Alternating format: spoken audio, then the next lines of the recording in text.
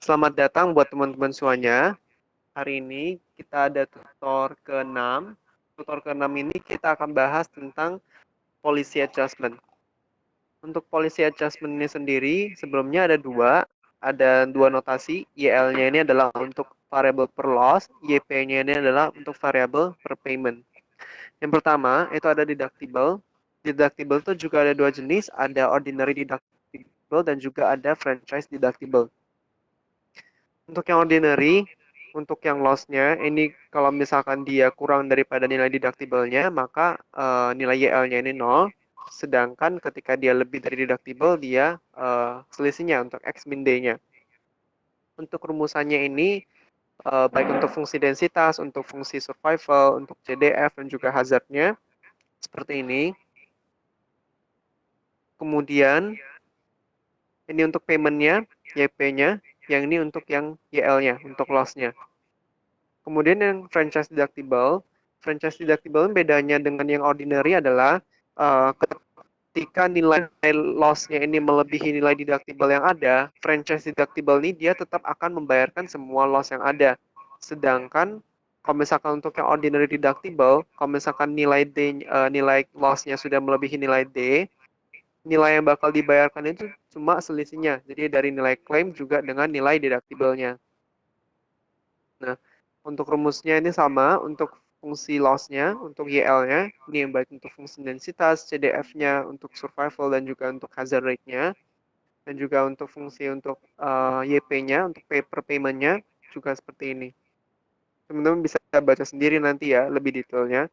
Nah, kalau misalkan untuk sifat-sifat khusus dari deductible itu sendiri, untuk yang ordinary deductible, itu ada ekspektasinya, baik untuk yang loss dan juga untuk yang per payment-nya, ini seperti ini. Tanda yang ini, notasi ini menandakan dia policy limit. Nanti kita jelaskan lebih detail lagi. Kemudian untuk yang franchise deductible, rumusnya hampir mirip, cuma ada tambahan yang ini, D kali 1 min FD.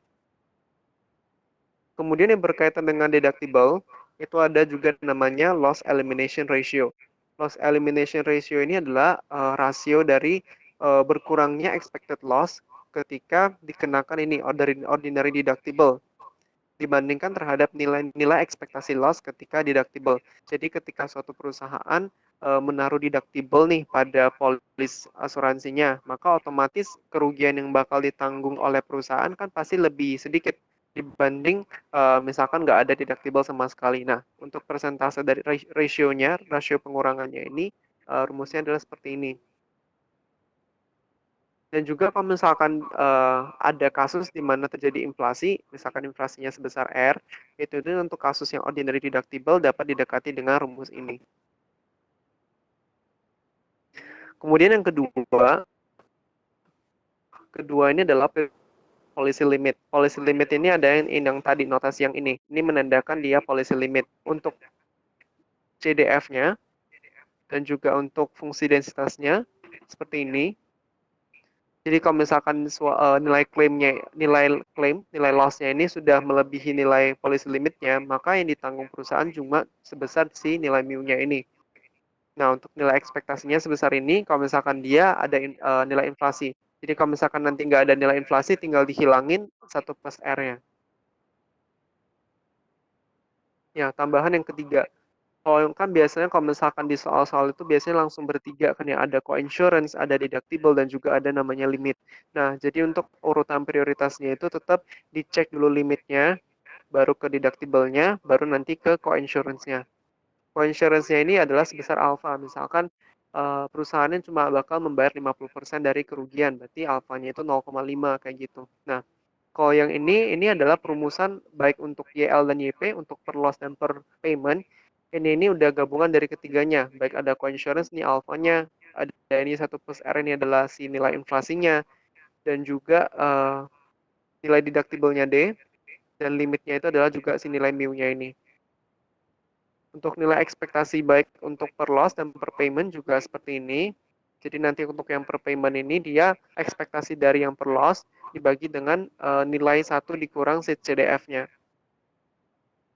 Sama juga untuk yang YL dan YP, untuk yang udah gabungan ini, ketiga ini, kita bisa cari untuk ekspektasi YL kuadrat dan juga ekspektasi YP kuadratnya. Nah, jadi nanti fungsi dari kita cari untuk yang bentuk kuadratnya ini adalah kita bisa mencari nilai variansinya. Kita bisa mencari nilai variansi baik untuk nilai YL maupun nilai YP-nya kayak gitu. Untuk rumusnya ini udah lengkap, ini udah secara umum. Nanti untuk yang ini mu bintangnya ini adalah mu per 1 plus R, D bintangnya ini adalah D per 1 plus R. Jadi nanti kalau misalkan nih kasusnya nggak ada inflasi, cuma ada coinsurance, ada limit dan juga ada deductible, tinggal nanti untuk semua rumusnya ini yang di atas ini tinggal dihilangin 1 plus R ya. Nah, baru untuk ini kita langsung lanjut ke contoh soalnya. Untuk contoh soal yang pertama, ini aku ambil dari buku juga. Nah, ini total claim daripada health plan, ini berdistribusi Pareto, alfanya 2, tetanya 500. Nah, dibilang bahwa health plan-nya ini akan memberikan insentif nih ke physicians-nya sebesar 50% dari jumlahan, di mana ini total claim-nya ini kurang daripada 500. Jadi nanti 50% dari selisih antara 500 dengan total claim-nya. Kalau misalkan si total claim dari si orangnya ini melebihi nilai 500, otomatis si physicians-nya ini dia nggak dapat bonus. Nah, baru dia juga antisipasi dari insentif plan-nya ini, si bentuk distribusi klaimnya ini akan berubah. Dari tadi alfanya 2, dia tetap sama, tapi tetanya ini berubah jadi K. Nah, jadi dengan bentuk distribusi yang baru ini, ditunjukkan juga bahwa si nilai ekspektasi klaimnya ini ditambah dengan ekspektasi bonusnya ini akan sama dengan expected claim prior to the bonus system. Jadi kan ini yang baru, expected claim untuk yang baru, untuk yang Y nanti kita misalkan, ini ditambah dengan ekspektasi daripada bonusnya, ini akan sama dengan nilai ekspektasi untuk nilai klaim yang ini sebelumnya, yang di awal, X. Nah, kita diminta untuk mencari nilai K-nya. Nah, karena kita ketahui tadi untuk klaim yang awal, initial total claim-nya ini dia Pareto, alfanya 2, tetanya 500, baru nih untuk bonusnya itu tadi kan dibilang 50%, berarti coinsurance 0,5, alfanya, baru 0,5 dikali dengan ini, jumlahan daripada selisihnya, tadi 500 dikurang Z, karena dibilang ini, of the amount by which total claims are less than 500. Jadi jarak antara ininya, selisih antara 500 dengan nilai klaimnya. Itu yang bakal didapetin 50%-nya oleh si physicians-nya. Nah, dengan nilai Z-nya ini adalah dia expected claim cost-nya. Tadi, nilai klaimnya seberapa, kayak gitu. Nah, baru ini Y, ini adalah new initial total claim-nya. Jadi yang baru setelah ada skema bonus yang kayak gini. Berarti klaimnya berubah, jadi dia Pareto, tetanya ini jadi K. Nah, kita mau cari nilai K-nya dengan kita ketahui bahwa ekspektasi X ini sama dengan ekspektasi Y tambah ekspektasi dari B. Nah, sebelumnya kita tahu dulu bahwa si nilai B, ini tadi kalau misalkan kita kali masuk 0,5 dikali 500 kurang Z, jadi 250 dikurang 0,5X. Nah, ini khusus untuk nilai X yang dia kurang dari 500. Kemudian dari ekspektasi X kita bisa juga cari ekspektasi X yang ini. Kan dari dia Pareto alfanya 2, tetanya 500, pakai rumus yang di appendix kita dapetin ekspektasi X-nya 500. Dan juga untuk yang Y sama rumusnya, tapi dia tetanya K, berarti dia hasilnya K. Nah, kita harus cari dulu nilai ekspektasi dari B-nya. Nah, terlihat dari ini ekspektasi B ini adalah 250 dikurang ini 0,5X. Dengan X-nya ini kurang dari 500. Berarti kita dapat ini 250 ekspektasinya kan pasti bakal keluar lagi konstanta 250. Cuma tinggal ekspektasi dari 0,5 X-nya ini. 0,5 ini berarti dia adalah coinsurance-nya. Alpha coinsurance-nya itu 0,5 dan karena nilai X-nya ini dibatasin sampai 500 berarti dia policy limit-nya 500. Nah, makanya kita bisa tulisnya bentuknya jadi kayak gini.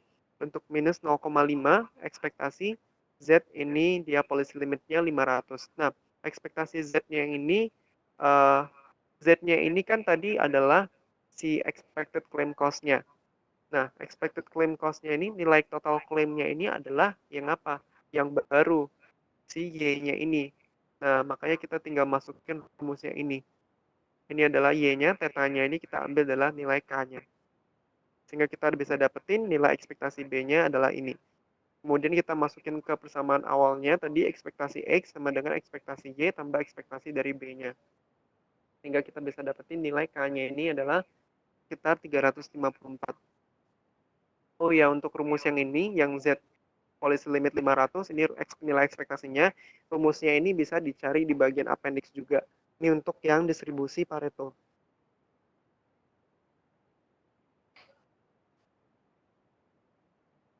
Kemudian untuk soal yang kedua, kita ketahui bahwa si loss-nya ini kerugiannya punya CDF. Fungsi CDF-nya ini fx sama dengan x per 100 kuadrat. Dengan ini domainnya x-nya. Dan juga suatu bentuk insurance itu dia bakal membayarkan 80% dari amount loss-nya. Jadi 80% amount loss berarti dia co-insurance-nya alfanya 0,8.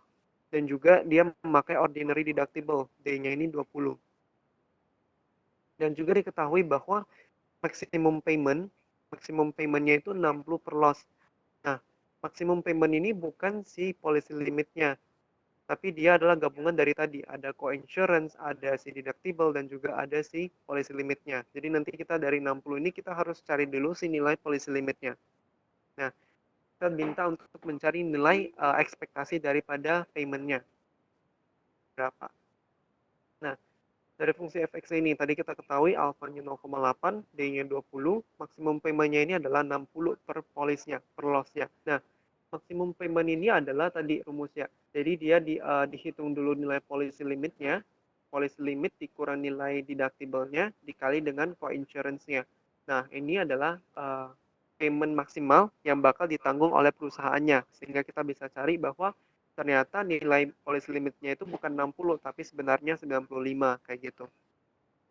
Jadi kalau misalkan ada kata-kata yang tentang maximum payment, kecuali dia bilang ini policy limitnya misalkan 60, nah itu berarti policy limitnya 60. Tapi kalau misalkan dia bilangnya maximum payment per loss ini adalah untuk gabungan baik untuk co-insurance, untuk policy limit, dan juga untuk deductible-nya.